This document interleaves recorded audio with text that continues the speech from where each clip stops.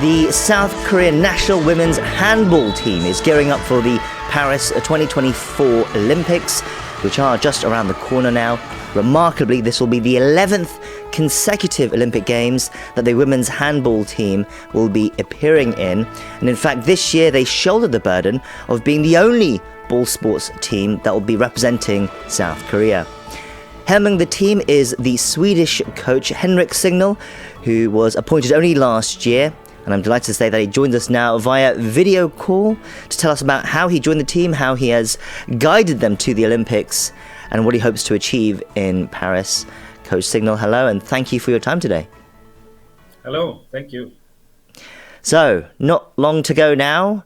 How are you and the team feeling? How are the preparations going for the Paris Olympics? It's going well. We are excited. Yeah, it will be a lot of fun and a huge challenge for us. But we have a good feeling and we'll fight, of course, for it. Sure. As I mentioned at the start, this is going to be the 11th consecutive Olympic Games that the Korean women's handball team will be appearing in. That is quite the feat. What do you think has been perhaps the secret to Korea's success over the years? I know you've only been with the team for a little over a year, but what have you seen? I've followed Korean handball when I was younger or for many years, and I know that I remember actually there is a big handball tournament in Sweden called Partille Cup. And when I was a little kid, the Korean national team were there. And they played so fast and in a different way that I hadn't seen before. And when I came here, I also understood that it's important and you are good at working really hard. And dedicated players. So I think that's some of the key factors. Wow, so you've seen Korean handball for a long time then.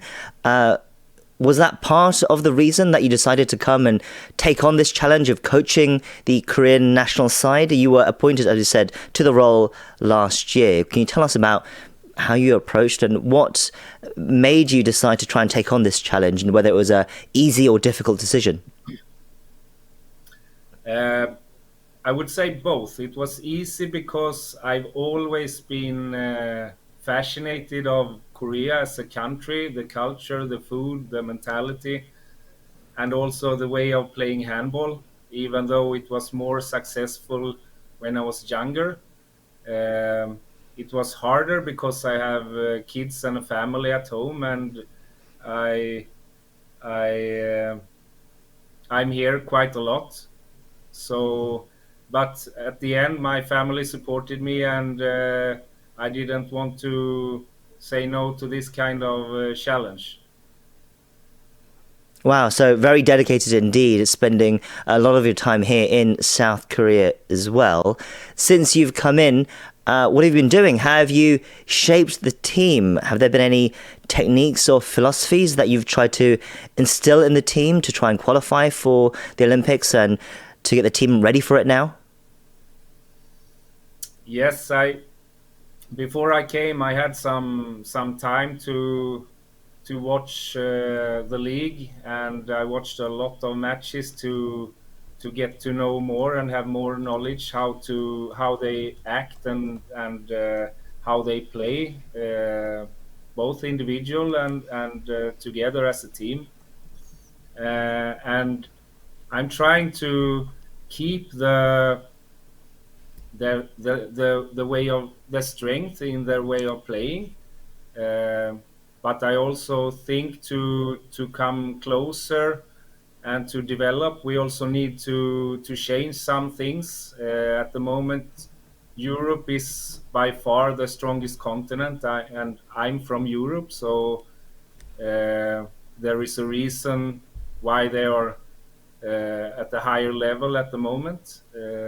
So of course I try to mix things that they do good here in Korea, and also put in some things from the European way of playing.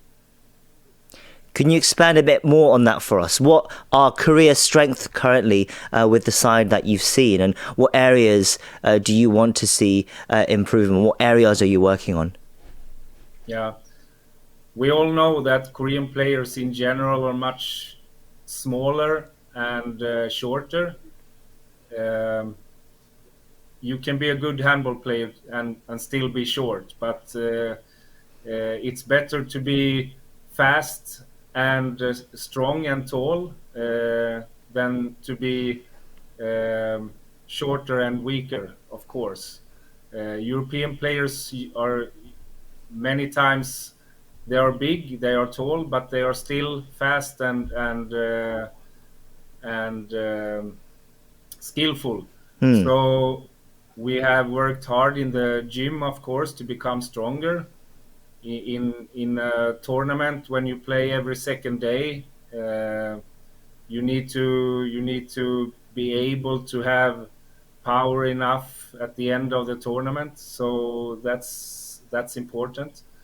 Beside that, if I focus a little bit more on handball, the individual technique to be able to do the right choice and do it with a good quality when it comes up, it's important. So we have worked a lot on individual technique, as well as the tactical way of playing, decision making, and so on, to get used to how European teams play, because it's big difference between playing against Asian teams and also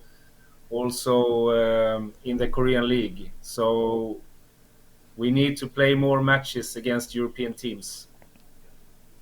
You said when you saw the Korean handball team when you were younger, you were wowed by them, on their speed and I guess the style of play. And Korea has a very storied history, 2 Olympic gold medals in 1988 and 92, along with 3 silvers and 1 bronze over the years.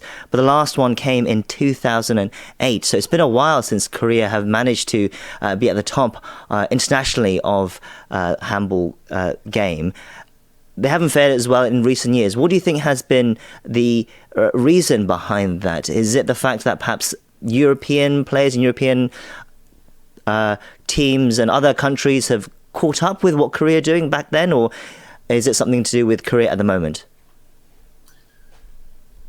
Mostly, I think it's about other countries, how they have developed, and how nowadays the sport is much more globalized and well developed. At the time in the 90s and 20s, the handball was not so big, and if you worked hard and trained really with dedication, you could reach quite far and take medals in Olympics, for example. Nowadays, everybody works hard. Everybody use science and look how other countries work and take good things from each other. So it's much more difficult to take a medal now than 30 years ago. And also, the sport is much bigger in European countries than it is in Korea. So that's a big difference. We have a much bigger amount of players to choose from. I see. So the game has come a long way internationally then, it seems, over the last few decades. So then let's talk more about the Olympics as well. I understand that Korea is in a tough group with a lot of European teams. You've mentioned how strong they are. 3-time gold medalist Denmark and 2-time gold medalist Norway, as well as Sweden, Germany and Slovenia. That seems very daunting. How do you assess your group and Korea's chances within it? Yeah, it's a really tough group, but it's always good teams in the Olympics, so it wasn't a surprise. But our group is really tough. But we have two choices: either give up or to like the challenge and to see the opportunity to surprise really good teams. And of course, we choose the second choice. It's we are working hard, and we will do our very best to give them a hard fight.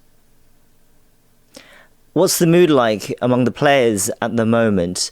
Are they strong characters? Can you tell us a little bit more about them and how they're preparing? Do they feel the burden of the games coming up and this tough group as well? I don't think they feel burdened. We have the players have a strong mentality, and we are a strong group.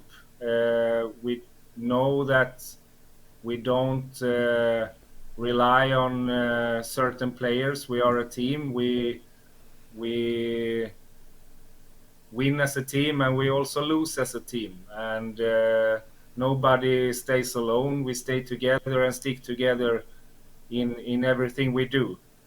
So the mentality is really good, and as I said before, the players are really dedicated.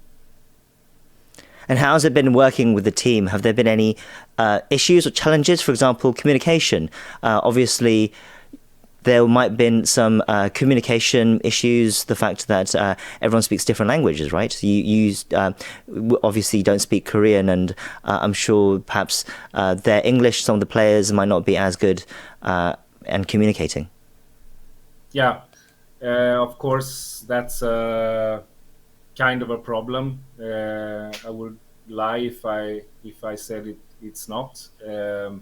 It's harder because many times during matches, also training, it's you have short of time to say what you want and what you think it's needed. So of course it's more complicated, but we have found our way of communicate. I speak some Korean, especially the most important words that's needed during handball. Such as? So it works okay. They are used to it, and I'm used to it. So I don't think about it that much anymore. But I try to focus on the positive things and what we can do about it. We can't do anything about this. We can't only do it as good as possible. Okay, so what Korean words have you picked up? What will we be hearing you shout from the sidelines? Naga, probably. Naga, get out. Naga, as in, yeah, push up. We need to be aggressive in the defense, and we can't stay there and wait for a European tall shooter. So that's one of the words. Yeah, there are lots of them. Okay, we'll watch out for you on the sidelines shouting Naga, Naga at your players then. Do you have any set goals for these Olympics then? Are there any milestones that you're looking to achieve? We haven't done it as a group yet. Of course, I have my own expectations. I don't want us to focus on the last goal at the end, a specific result or position in the tournament. I used to break it down to smaller goals, like during games, because if we behave good in every training, in every action during the game, we will have a good result if we manage to do it good enough. But yeah, to answer your question, I'm hoping, and I think quarterfinal is a fair goal, and it will be really tough because the other team's opponents are so good. But I know we can manage it, and from there everything is possible. So we will see. Sure, we definitely wish you luck on that front. And finally, are you helping the team look beyond Paris as well? I'm sure your immediate concerns will be these Olympics, of course. But as I mentioned, handball is the only team ball sports that Korea has qualified for this year. And there are many concerns about the long-term future of many sports in Korea at the moment. Have you had a chance to perhaps consider and discuss with maybe the Korean sporting body about long-term strategies and initiatives to further help sustain and develop women's handball in Korea? Yes, I have a lot of discussions with the federation, and I'm aware that we have different reality, and we can't copy all things we do in Europe, for example.